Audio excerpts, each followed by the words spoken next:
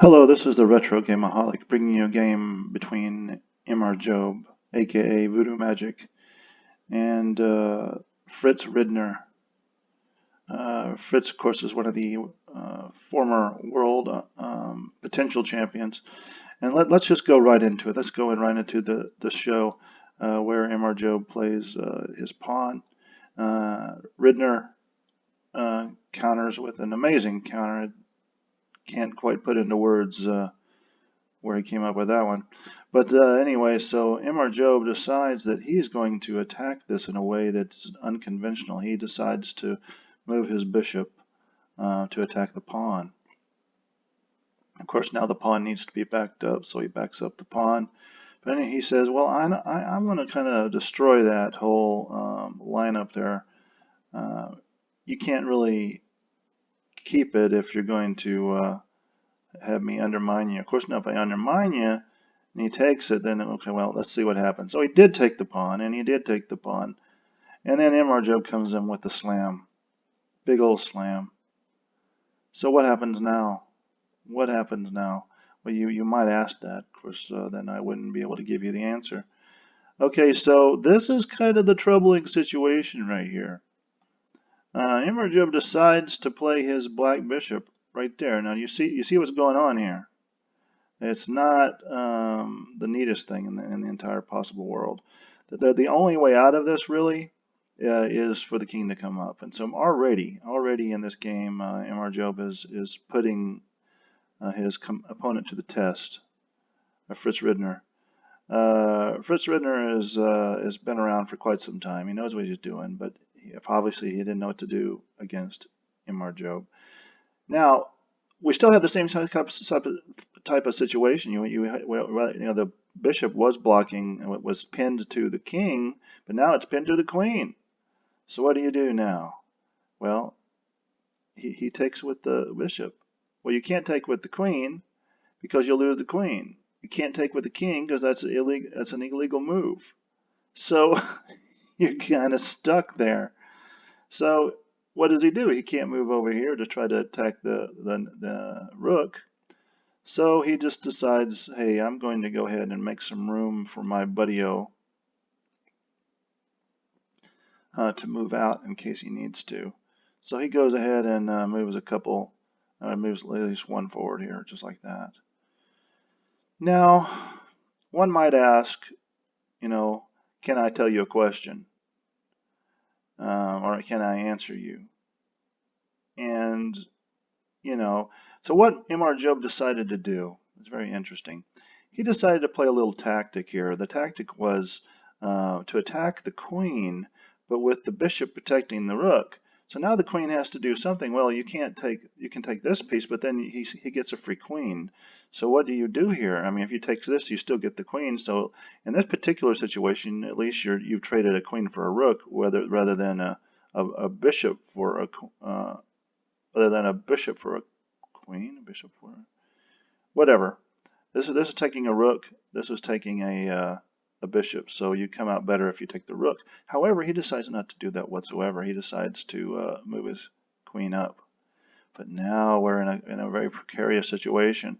MRJobe decides to slide his rook right over the top of it. What do you do now? What do you do now? Well, MRJobe had apparently made a big mistake because he just moved the king over and took it. And MRJobe's like, what the heck? I want to take yours right there, boy, I tell you. So, we have a slight issue. You can't really move the knight right now because he's just going to take that. So he's preparing to move his queen over for the attack.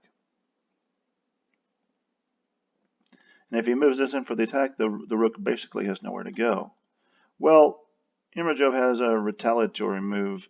He decides to move his pawn up to attack that very obtrusive knight. Well, the knight comes down here to try to get out of the way. Then MRJobe, he decides to go ahead and play, this pawn right there to block his ability to come down and attack it. Well, he just takes it, right? But then he screwed up because there you go. There's the There's the rook gone in just an instance, a shake of a lamb's tail, shake of 3 lamb's tails. And why are people shaking lamb's tails? I have no idea. But he takes that, and then that gives Fritz Ridnuewr the opportunity to take the pawn. Well, look, good thing here the knight is protecting that pawn, so that's okay for now. But now, what are we going to do? We're going to attack this pawn, see? Well, he moves up to stop it, and then he attacks this pawn. Well, what do you do now? I mean, it's kind of a messed up situation altogether. It's a messed up situation. So, what we have now is a situation that people like to be in quite often in their lives. Okay, so what is a good move for MRJobe? He moves his knight right here, and I think I know what he's going to do. Of course, probably already seen this game, so I should know. So Fritz Ridnuewr is contemplating some kind of counterattack, but he really is having a hard time coming up with something. So he decides just to, stand idly by and do nothing. No, he moves up his pawn to protect it from this rook, of course. A horse is a horse is a rook, of course. Okay, well, now MRJobe was studying the board for quite some time here, and he came up with an amazing response. He decided to attack the queen. Well, the queen now has to go to someplace safe. If he goes here, then he's just going to be, basically, he's going to be harassed for pretty much the rest of the game here, as you will see.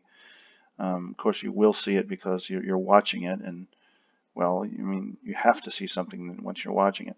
But anyway, so what happens now is something that could have happened to anybody. The nothing really has happened just yet, but MRJobe decides to play the pawn up to attack the king. Well, he doesn't have many places to go, so he moves the king over to the edge, and of course, MRJobe decides to play the 4 queens attack. Now, this is a rarely used attack, but as you see here, where's the king going to go? You got no place. You can't go in the back rank because of the rook. You can't go to this place because of the pawn, and of course the queens are all attacking him at the same time. So that is the first game between MRJobe and Fritz Ridnuewr. So let's go back. Let's clear the board and go back to starting position here. Okay, and let's look at the second game. On this particular game, Fritz Ridnuewr plays first. So MRJobe playing the black pieces is down here. And so Fritz Ridnuewr decides to move his queen pawn up. MRJobe decides that he's going to go ahead and attack from the very get-go. He takes the pawn and attacks that pawn, trying to destroy the queen side, which he gladly accepts. He should have taken it probably with the knight, but he gave himself an opportunity to bring his bishop out. So let's see what happens from this point until the end of the game. The bishop is brought out. The bishop now is not going to be harassed by any pawns from this point until the end of the game, and a lot of things are going to happen from this point until the end of the game, especially things that, well, I don't want to go into those gory details. But okay, so he actually moves this up in order to attack the bishop. Bishop gladly accepts the attack, forcing him to take it with the king. Now we have 2 pieces over in the corner, one that can't castle, one that's in the way, and how are you going to get this king nice and tucked away and the rook on the other side of him to be able to protect the other rook later in the game? Now, if you see right here that the only one with really any piece mobility is actually white. It's Fritz Ridnuewr. MRJobe's kind of put himself into a bind. He's only had 1 piece moved, and it's away from his back rank. So he moves up to give himself a little breathing air. Then what comes out is basically a prepared attack in the future. Then we have the bishop, the pawn come up, and then we have the knight decide that he wants to do something that we're not about to do right now at this particular field of moments. So the knight comes up to further open up the ability for the king to swap places with the rook, but you can't really take too much time with the swap because you're going to sacrifice other things. Oops. And he did not make that move, by the way. I saw him in the game. He thought about making that move, but he didn't make the move. What he did do was this move. And he says, well, I'm going to take it. I'm going to retake. And then now he's guarding this particular area right here, this particulars. Well, I mean, what does he do now? He doesn't want to be harassed, so he goes ahead and opens up the lane here. Well, MRJobe decides to take his pawn and move it right up there and block it altogether. Block it. Okay, so there he blocked it. So what is he going to do? He's got this piece kind of stuck. He's got this piece stuck. I mean, these pieces are all like, where do I go now? Okay, and there's no backup. See, there's no backup for the pawn or the pawn here to come up to attack. This pawn can't do nothing. This rook can't do anything. And he's just sitting there like a hound dog with a hole. So the only thing really he has left to do is move this piece up and prepare the queen to slide out to maybe push that piece up right there. MRJobe wastes no time at all. He decides to go ahead and move in for the attack once again. Well, the queen, basically has to be taken. So he takes it and then retakes with the rook, and he retakes with the queen. Okay. So then MRJobe was one more thing. He's just taking pieces and just shooting them out. It's quite astounding how he comes up with these moves that one could even question whether or not they're legal. One could. Not me. So he's got to move his queen somewhere, right? So he decided, well, I mean, he has to block the pawn, otherwise he's going to have the same situation as was before. So now he's got a queen guarding a piece, doing nothing on the board. Meanwhile, MRJobe decides, in his infinite wisdom, to go ahead and block the procession of these pawns. Now those are just stuck.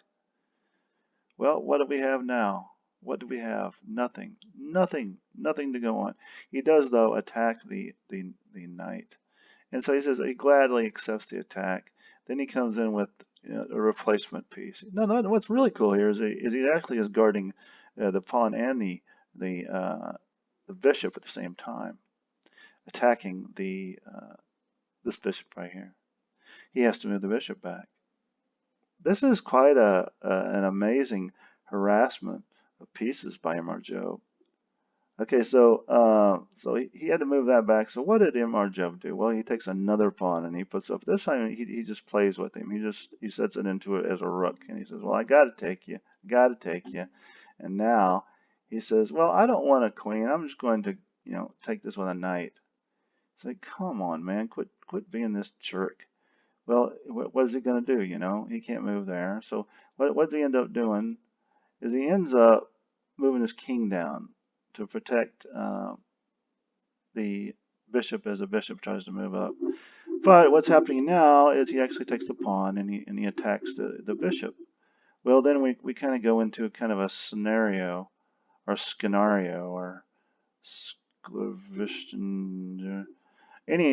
of that nature. And you figure this is a good move right here. But I don't know, you have to watch out for certain things like this right here. What is he going to do? What's he going to do? How's he going to get that other? It's dead this way. It's dead pretty much every way he goes, and he's being attacked. So he does what any normal human being does. He goes down for the attack on the other piece. Well, he goes ahead and gladly accepts. He gladly accepts.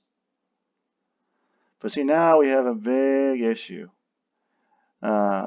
This Fritz Ridnuewr, who was supposed to be one of the greatest in the world, is being completely dominated by MRJobe. As you see here, he only has one piece left, and MRJobe has 4. At this point, he should resign, but he's very stubborn, and he decides to go ahead and push this pawn up. He takes gladly. He attacks. He moves it up. He attacks. He moves this back down. Starts moving his pawn up. I mean, he's just kind of going crazy here. He's like, what do I do now? MRJobe brings up the queen, which is kind of too much for him. And at this particular point in the game, Fritz Ridnuewr resigned. He said to himself, "Self, I can't make it through this. This is too much for me. MRJobe is just, the too great of opponent. What do I do?" And he actually after this game, Fritz Ridnuewr retired from chess. It's so sad. I mean, yeah, he could have given another shot, maybe in the future, not against MRJobe, but maybe against his toilet seat or something like this. Anyway, so thanks for watching, and I hope to see you all again. And take care of yourselves.